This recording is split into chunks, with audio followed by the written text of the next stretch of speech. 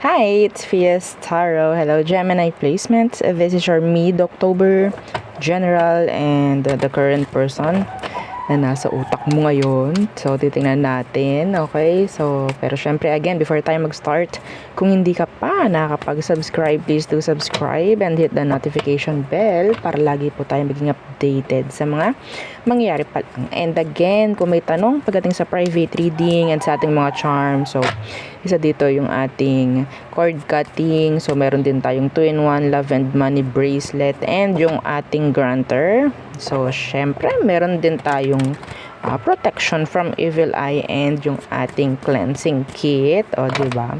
So, cleansing and recharging kit for your charms. And kung meron kayong mga crystal, so yes, pwede yun doon. So, yeah, kung may tanong pa, just message me sa akin pong FB page for more info. Okay, so let's start the reading. Gemini placements, this is your general and the current person on your mind reading. Mid-October. So, anong meron ngayong mid-October for you? In general, what's for you, Gemini? What is for you, Gemini? What's for you, Gemini? Anong meron sa'yo this mid-October? 7 of Wands in reversed. Strength in reversed. Medyo merong kaunting sabihin nating issue pagdating sa pera. Ang nakuha ko kasi parang labas ng labas yung pera. Gemini, labas ng labas yung pera this mid-October. Yeah, the devil. I don't know kung meron kang ito parang kating-kate, oo, na gumastos. Hindi ko alam, iba sa inyo pwedeng may pagkakaabalahan. Sana walang mga bisyo, walang mga tawag dyan. Yeah, in general, may bisyo. Okay, yung mga iba sa inyo, opo, na may, alam nyo na, bisyo. Okay, lalo na kung sugal. Ha? So, nandyan po yung pagkatalo ngayong mid-October. Okay, so that's specific, not for all. Pero may ganoon ako nakuha. Paglabas ng pera this mid-October. Okay, the 8 of Wands. And the Page of Pentacles. This is delays. Yeah, money. Sa ilalim, Page of Swords.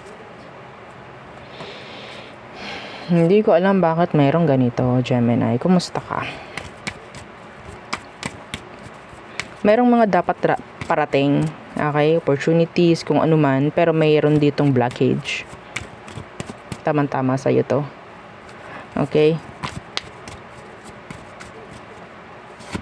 Yeah, see?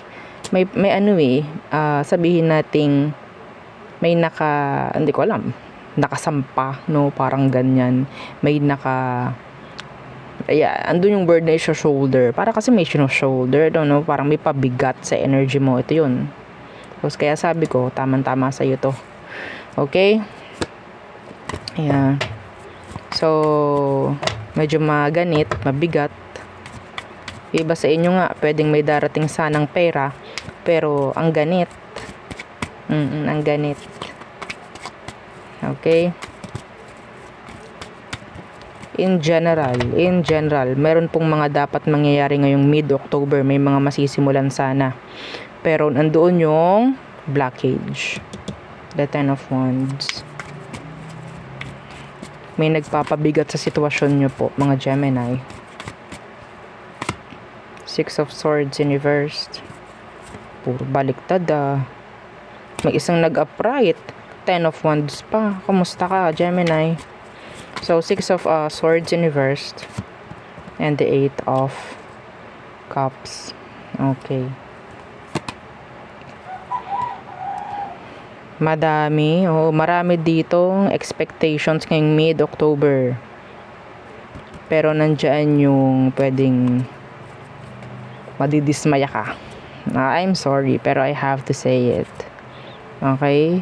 para sakali man ganito nga may aalis natin. Okay, may aalis natin. Gawin yung gabay ito.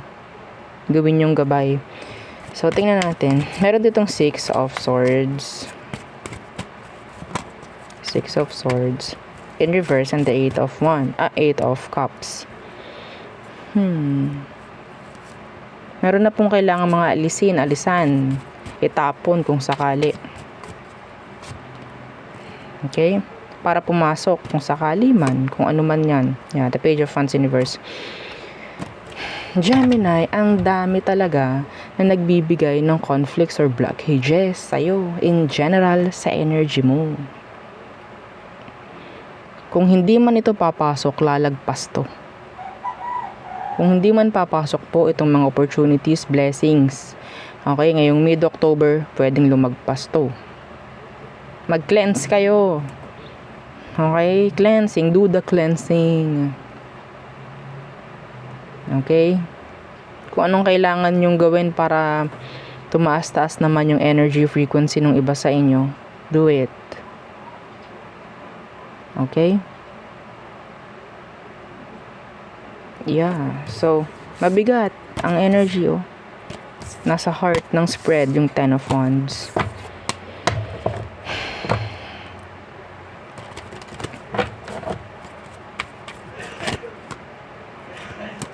Pwedeng may mga naiinggit sa'yo, kaya ganyan. 6 of Wands. May mga naiinggit, may mga gumagaya, mga ganyan. So tayo tumungo na sa person on your mind. The person on your mind, who is this, Gemini? The person you're thinking, and then tingnan natin kung anong meron. The King of Cups in reverse. The person is not available emotionally. Could be a Pisces. The Ace of Wands. So, nandito yung energy na pwedeng may connection kayo ng person pero hindi emotionally connected. I think some of you, this is sex-based. Okay, the Ace of Wands. Anong meron dyan?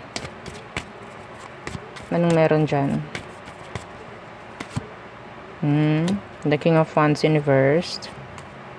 And the Hierophant. Avoid commitments. Okay? Avoid commitments. If ever you are, sabihin nating attached, dito sa ganitong connection, ngayong mid-October, may chance talaga na hindi naman ito lalalim. Okay? Pero, baka may mangyaring commitments dito. Okay? If you're ready, go. If not, wag. Okay? Baka kasi mamaya hindi mapanindigan yung sitwasyon na binibigay nyo sa isa't isa. Okay? Baka hindi nyo mapanindigan. See? The 6 of Pentacles in reversed. Meaning, hindi ko to kaya. Parang ganon. Okay? Some of you, I'm seeing here pregnancy. Yeah. So, what else? What else? So, sino pa? Itong nasa utak mo ngayon, Gemini. Who is this person? Death in reversed. Could be a Scorpio. And the Queen of Cups in reversed. Water sign, Cancer, Scorpio, Pisces. Okay. The person is, sabihin nating, pwedeng hindi ikaw to eh. Yeah, this is water sign. May chance na itong taong to is pwedeng na-trauma ng malala. Pwedeng meron kayong family nito ngayon. Okay? So, yeah. Pwedeng kayo nito ngayon. May communication, may connection, pero hindi okay. Deep down. There's something. Pagdating sa emosyon ng person, I don't know, like, hindi ganoon ka-happy. Death in reversed. May chance na itong person na to is nag-a-act na parang kinokontrol ka, sinasakal ka na dahil po sa trauma. Okay? Dahil sa trauma. Hindi ko alam kung sino nagbigay ng trauma. Pwedeng ikaw. Let's see, anong meron sa inyo this mid-October.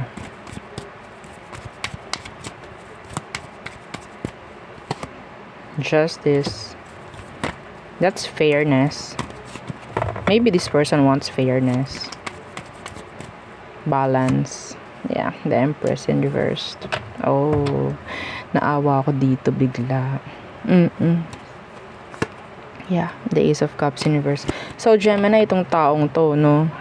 So, yun nga, dala ng kung anumang trauma na binibit-bit niya ngayon, hanggang ngayon,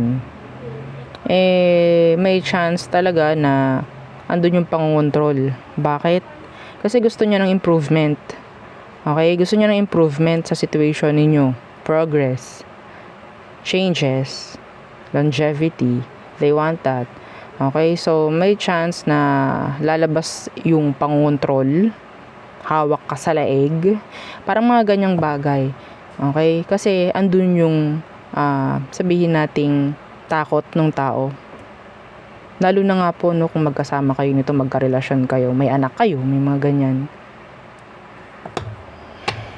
Okay? So, naghahanap siya ng equality. Okay? Parang ganyan. Fairness, balance sa inyong situation.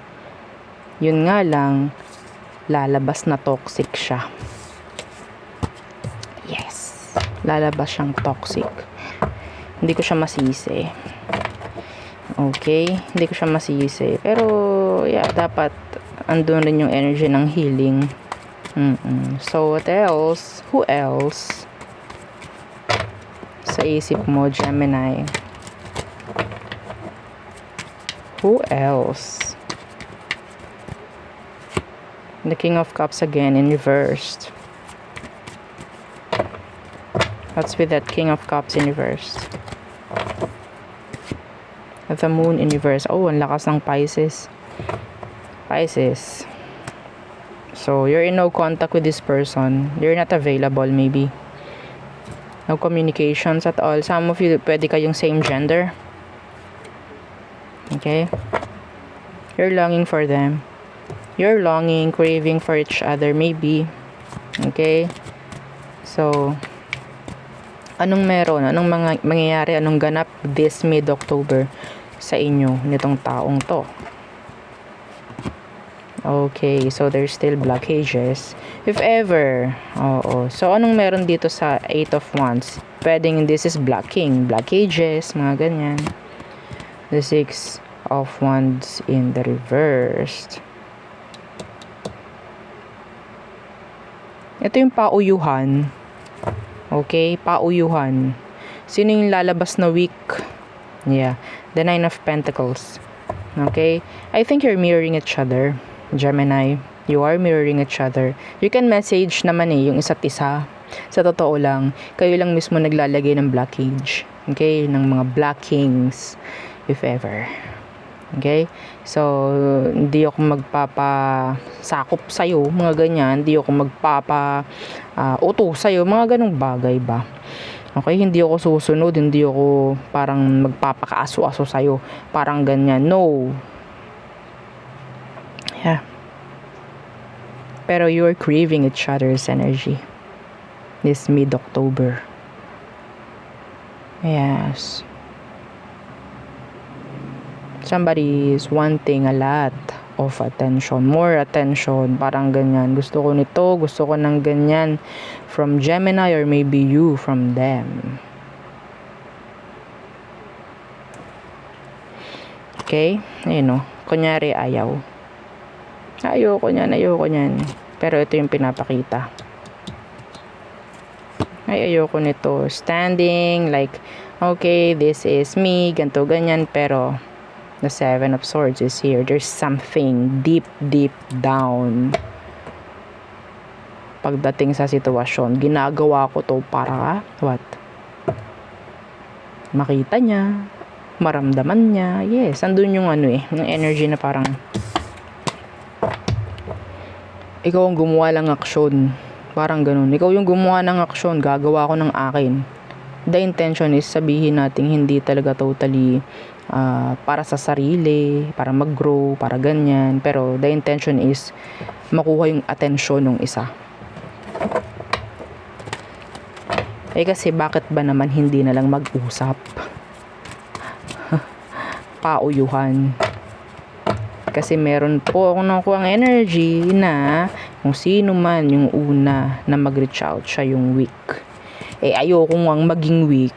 Parang ganun. So, tayo tumungo na sa all signs. Tama na yan. Oo. So, all signs are true, Pisces. Again, kung may tanong po, pagdating sa private reading and sa ating mga charms, message lang po sa akin pong FB page for more info, okay? So, Aries through Pisces. Aries, they want to end the cycle. Taurus, there's a lot of drama. Gemini, there's options. Confusions. So, Cancerian, they're jealous. Leo, standing on their ground. Virgo, they want something na ma-reveal. Okay, pwedeng itong si Virgo mag-cause or magbigay nga, ng mga sabihin nating pagkakasimulan ng gulo or away. Libra, okay, they're bitter. Yeah, they're bitter. They're sad. So, Scorpio, they're thinking of you. Sagittarius, they feel strong connection. Yeah, still, maybe. But they're guarded. Capricorn, they're stuck. Thinking of you, maybe. So, Aquarius, can't move on. Some of them, they're bitter. Lalo na kung may mga third party na na-involve. Okay? Pisces, can't do anything pagdating sa situation. Okay, pero ang nakukuha ko, isip sila ng isip. Pero kapag ito may na buong plano, hindi ko nga maintindihan kung plano ba talaga to. It's like, bahala na si Batman. Parang ganyan. Gagawin niya yun out of maybe jealous. Okay? Out of anger, hatred. It's like, okay, bahala na. Parang ganun. Anyway, so there. So, tayo tumungo sa charm reading for you, Gemini placement. So, let's see. So, what's for you, Gemini? So, again, ikaw yung bahala na mag-connect sa sarili mo sa ating mga mabubunot dito. Okay? Kung wala naman na mag-connect, kung wala kang makita na connection, okay lang. Pero sa mga iba dyan na naka-connect, naka-resonate sa reading, so for me, parang ang tawag dito, pagpapatibay na talagang para sa'yo yung reading. Okay? So, let's see. Okay, so there. Gemini. So, ihuli natin yung initials. Okay, so meron ditong Tree of Life. So, there could be changes, endings na nangyari. May mga bago na nangyayari sa buhay mo ngayon. Okay, this is a crescent moon. So, another Tree of Life, no? So, a heart. Okay, so, kainan ng dog. O, diba? Pakainan ng pet. So, a dog. There. So, meron ditong reindeer. Okay. So, rattle. Maybe a rattle or ano ba to? Pwedeng lollipop. Parang ganyan. So, meron ditong cat. A white cat. So, meron pa ditong isa pang cat. So, meron ganito. It's like a star. Pwedeng meron kang ganyan. Meron ako na channel, tattoo, na ganito yung shape. Pwedeng may ganyang kang tattoo. Na ganyan, okay? So, a moon. Another crescent moon. So, the gunting, diba? The gunting. So, pwedeng work mo, mahawak ka ng ganito, gumagamit ka ng ganyan. So, ito yung dalawang meron tayong nakuha dalawang initial, a letter A, There could be something significant about letter A and letter H. Okay, so there you go. So yun ang ating reading for you, Gemini placements. Again, please don't forget to like, share, and subscribe, and follow our FB page and yung ating second YouTube channel na nasa description box below, yung ating love letter. Again, thank you. Goodbye.